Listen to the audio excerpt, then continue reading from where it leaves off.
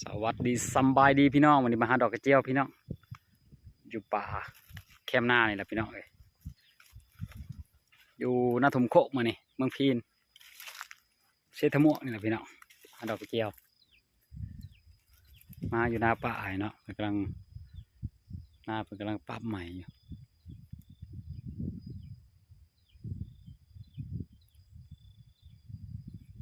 ดอกกระเจียวแคมป์ทุ่งนาเพิ่นนี่แหละพี่น้อง ดอกกระเจียวลายอยู่หน้าบ้านเฮานี่บ่มีดอกกระเจียวพี่น้องเลยหาอยู่พี่แล้วดอกกระเจียวใส่แล้วดอกกระเจียวมันดอกขาวเลยนี่ดอกบักไงพี่น้องนี่ดอกขาวงามเลยนี่สองไหมเอ้ยเจ้าขาวพี่น้องดอกงามบักไงนักออกที่ดอกกระเจียวขาวลายแท้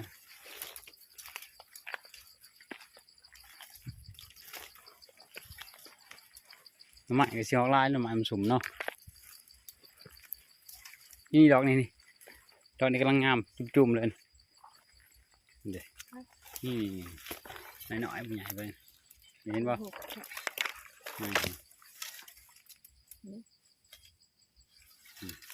กำลังงามดอก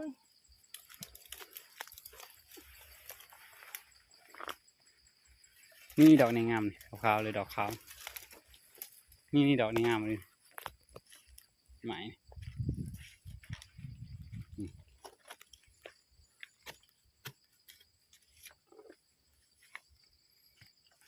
ดอกปลาไม่ติวปลาติวหน่อยเอาสองบนหน่อไม้จะกระจอกหน่อไม้แทนหน่อไม้จะกระเสียงออกไปจังสองมันก้อนหน่อไม้ก็ได้พี่น้องป่าหน่อไม้ไม่บงบานเฮาบ่มีว่ะมันชุ่มบนตกดุเนาะถ้างัวเลาะแถวพ่อโยเข่าแล้วงัวมันเลาะแถวแคมอันนี้เมื่อหอยมันเลาะอยู่แถวนี้เขาส่วนมันไปแล้วนี่เป็นส่วนมันลุงเพิ่นนี่ดอกนี่งามพี่น้องเอ้ยนี่ดอกนี่งามขนาดดอกขาวงามเลยนี่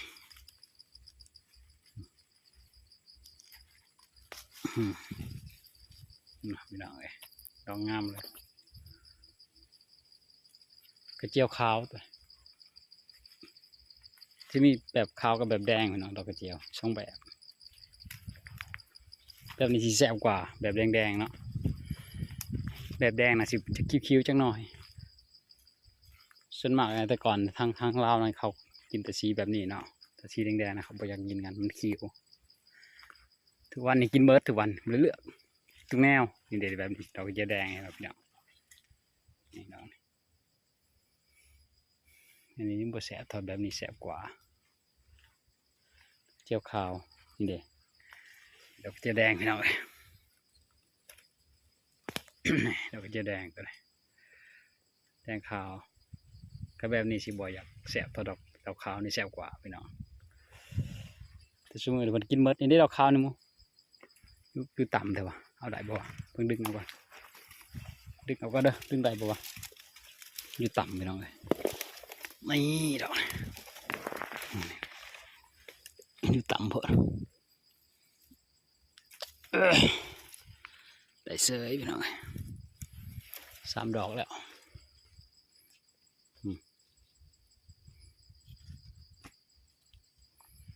เจอสดๆจากสวนเลยพี่น้องบ่ได้ปลูกเลยพี่น้องมันเกิดธรรมชาติได้บ่ว่าดอกกระเจียวปลูกคือทางไทยเพิ่นเนาะทางเฮานี่บ่ได้ปลูกธรรมชาติเลยนี่เด้ผักกระโดนก็มีเอาบ่ผักกระโดนไปกินกับน้องผักกระโดนนี่ดอกนี่ก็มีปลาน้ำงั้นบอกว่าเห็นสีขาวๆบ่แม่น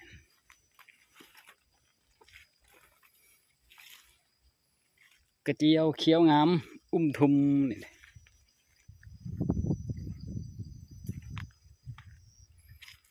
กระเจียวขาวนี่ได้ดอกนี่กับงามดอกกระเจียวแดงนี่เราไปเนาะ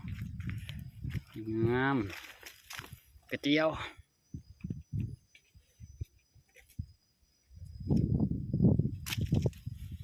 ต้มเดี๋ยวไว้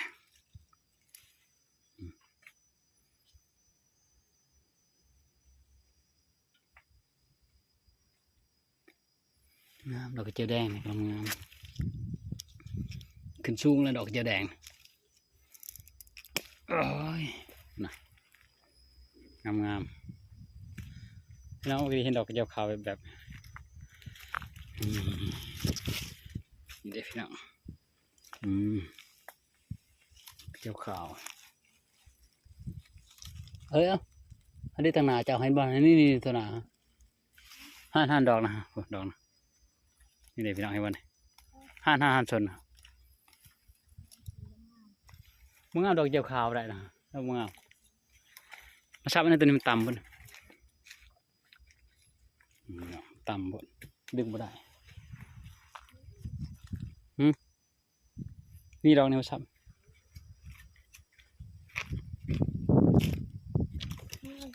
ลายเติบเพียงตัวขาวลายนี่ดอกนี้จุ่มๆนี่คือเจียวแดงนี่ดอกนี้จุ่มๆงบเนี่ยเจียวแดง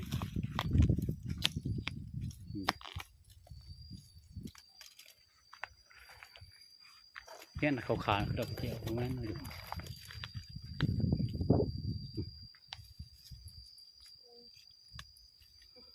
ข้าวมันออกหลาน น้ำล้างพลิ้นมันออกนะพี่น้องมันบอกลาย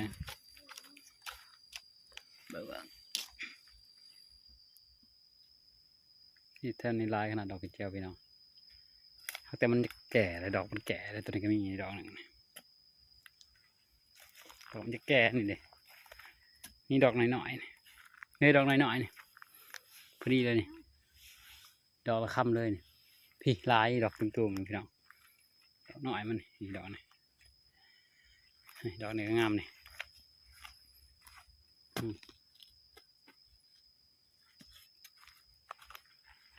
โอ้ได้ลายเลยพี่น้องเลย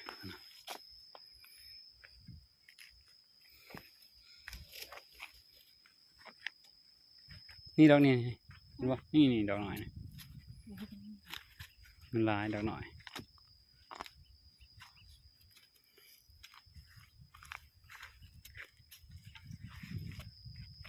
ดอกถ้ารูปลายอะไรอันนี้ลายดอกกระเจียว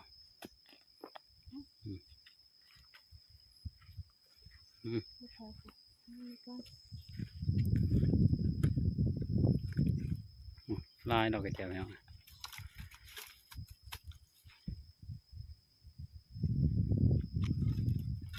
เอาปุ่นอีกดอกหนึ่งเพื่อนหนาอยู่ในก็มีแต่มันดอกมันแก่แล้วคนเห็นว่าพี่น้องมันอยู่ป่าน้ำอีกดอกหนึ่ง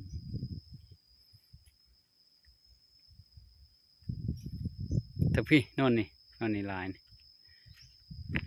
นอนแคมนานลายแต่ดอกแก่เนาะนี่ตอนนี้นอนนี่ลายดอกแก่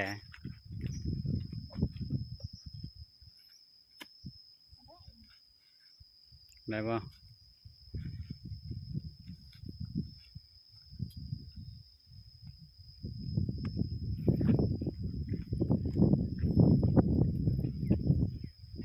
ลายดอกเจียวนอนนั่นนี่ที่ดอกแดงๆหน่อยๆเล่นเป็นดอกหน่อยนี่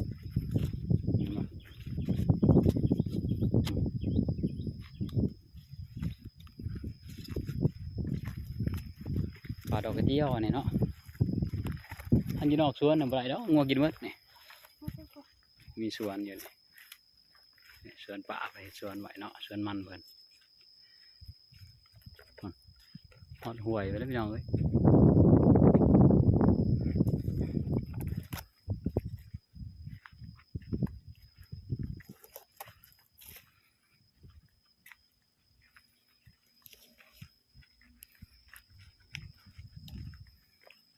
นี่ดอกนี่ได้บ้าปะนี่ดอกนี่มันแก่แล้วนี่ลายแต่ใบลายแต่มันบ่มีเนื้อมันด อกน้อยๆมันแก่แล้ว เอาไปให้กิน นะพี่น้องเก็บแป๊บเดียวนะพี่น้องหอดชั่วโมงใช่เกือบอันเครื่องกระตาแล้วได้อยู่ประมาณ2-3 โลแล้ว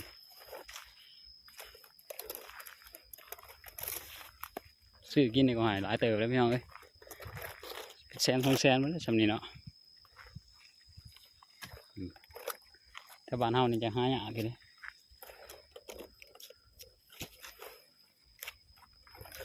พี่น้อง นี่ดอกจุ่มนี่ดอกจุ่ม งัวกัดกินงัวกินดอกกระเจียวเนาะนี่ดอกนี่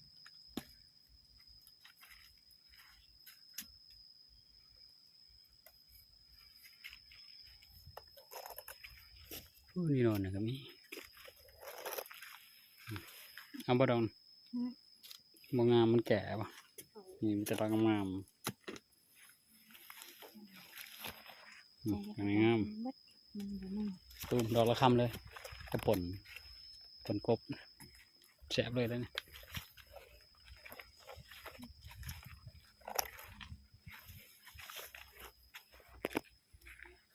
แทนโน่นนี่บุ้ยดอกกระเจียวขาวเนาะแต่ข้างหลังหลุมนี่ดอกกระเจียวขาวโน่นนี่ดอกเจียวแดงพี่น้องเอ้ยนี่ดอกในป่าติวะดูมันแก่แล้วบ่มันแก่แล้วพี่น้องไอ้นี่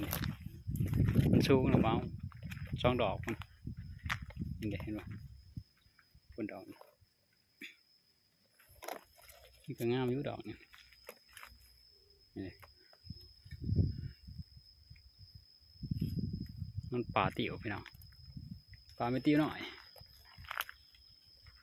เกี่ยวลายบนดอกแล้วกัน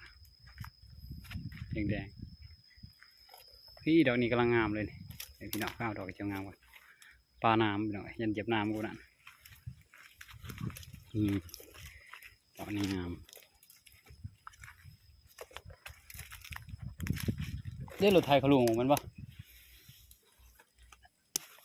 นี่พี่น้องมีแต่กรีดเอาไงกรีดเขาเล็บดำมาแล้วดอก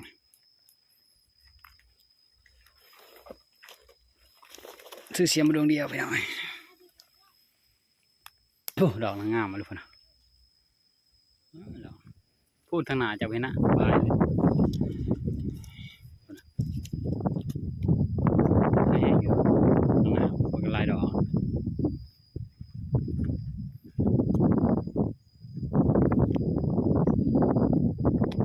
มันขึ้นสูงแล้วพี่น้องดึงเอาตัวมันยังต่ำมาได้ชัด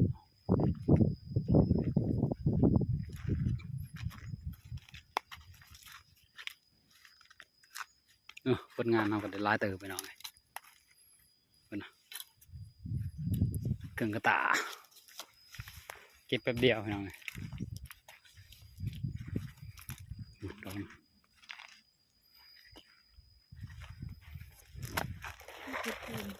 หืม จุ่มจุ่ม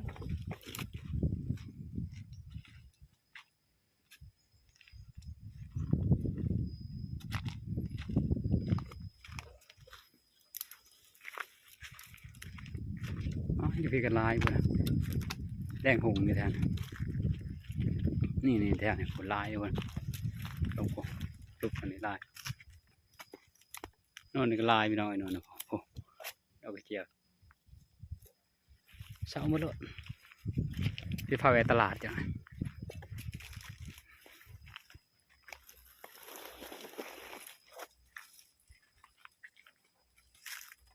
นี่แทนนี่ลายเอาไปเจียวไปหน่อยไปเจียวแดงนี่โอ้แพงกดพี่มัดพี่น้องถ้าคนก็ลายเนาะ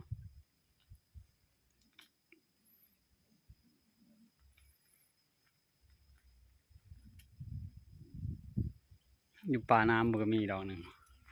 กำลังงาม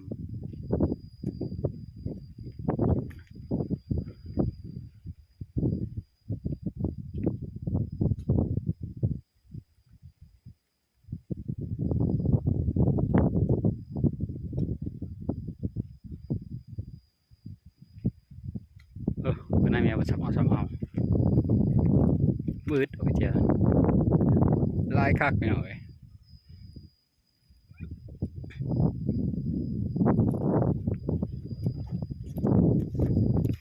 เบิ่งพายน้ำไปนะนี่กันน้ำบ่ขาดบ่เนาะฝนตกแห้งนะบ่อยู่บ่คันให้น้ำเลย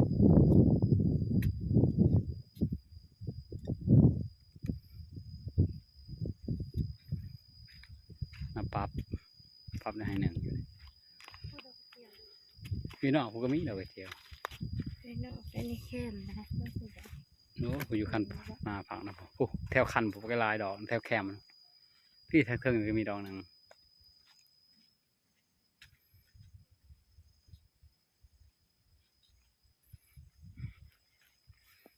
นี่ดอกนี่พี่น้องตึ้งตุ้มตูหัวกัดแน่ๆหัวกัดดอกคันพายเราคันหน้าเราเนี่ยมันคันพายมันเป็นห้องน้ำพอดีมองนี่ฝนตกใหม่น้ำบ่มีบ่อยู่นอกสวนมีบ่ฮะมันแก่บ่เลยคน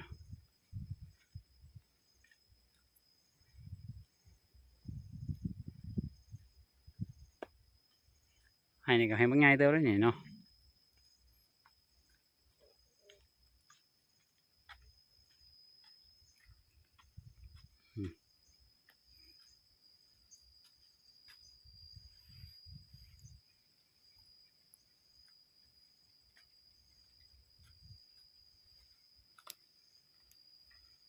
ลายอยู่ไปแล้วทางดอกมันแก่เลยเนาะนวลน่ะก็ลายอยู่เพิ่นที่เรากระเจียวเลี้ยวไปแดงกลุ่มอยู่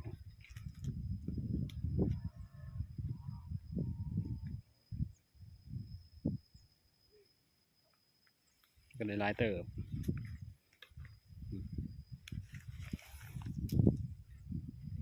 ลายอยู่ทางแถวนี้เจียวแดงนวลแห้งลายนะแดงกลุ่มอยู่ไปหน่อยที่ดอกเจียวแดงไปเนาะลวกแกมแจวกระแสบก็พูดเดี๋ยวคอยงานบูจะหน่อย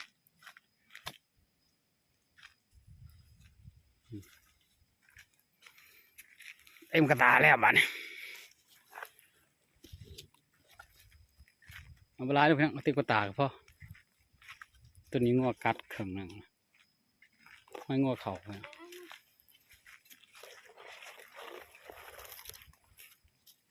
อันนี้ก็ลายอยู่นะ เจ๊ข้างดอกคุณ ไม่ต้องเยอะเห็นบ่ดอกกระเจียวเห็นบ่ในกล่องนี่ลายดอกอะไรนี่ ที่ไรแบบนี้แบบ แบบนี้งามแบบกำลังโจมๆนะ เราจะบ้าน แซ่บได้ดอกโจมๆนะ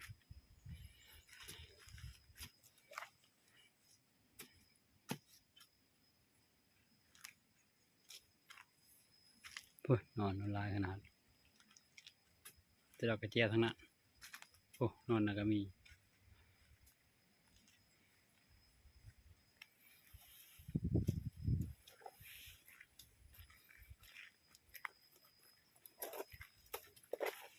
นี่มันแก่แล้วเบ้าเพียง นี่ดอกนี้งามเลยดอกนี้เอาได้ดอกนี้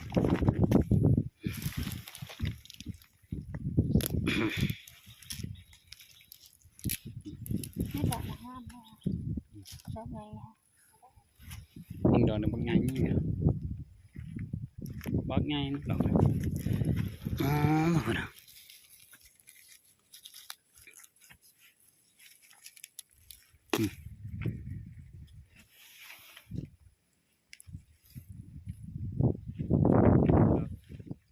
แก่ๆไปหน่อยดอกสูงดอกสูงนะเนาะเ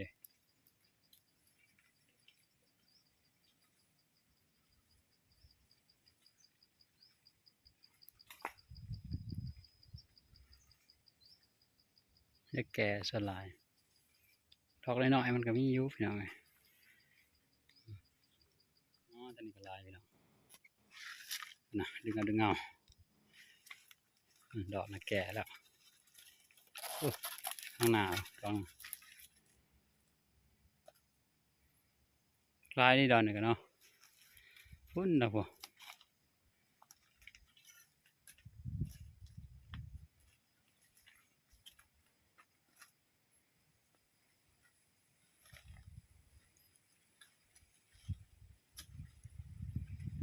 นี่ก็ลายดอกพี่น้องดอกนี้น้อยตัวนี้กำลังดีงามตัวต้นดอกอีหยังเพิ่นขาวๆนี่รูปผลงานเอาพี่น้องมานี่เต็มกระตาเลยพี่น้องดอกกระเจียวดอกกระเจียวงามนะพี่น้องเอ้ยเดี๋ยวอยู่สวนมันป่าพี่น้องกำลังปลูกมันอยู่พี่น้องโอเคนะพี่น้องขอจบคลิปเพียงเท่านี้คลิปหน้าพบกันใหม่อย่าลืมกดไลค์กดแชร์กด subscribe นะพี่น้องบ๊ายบายสบายดี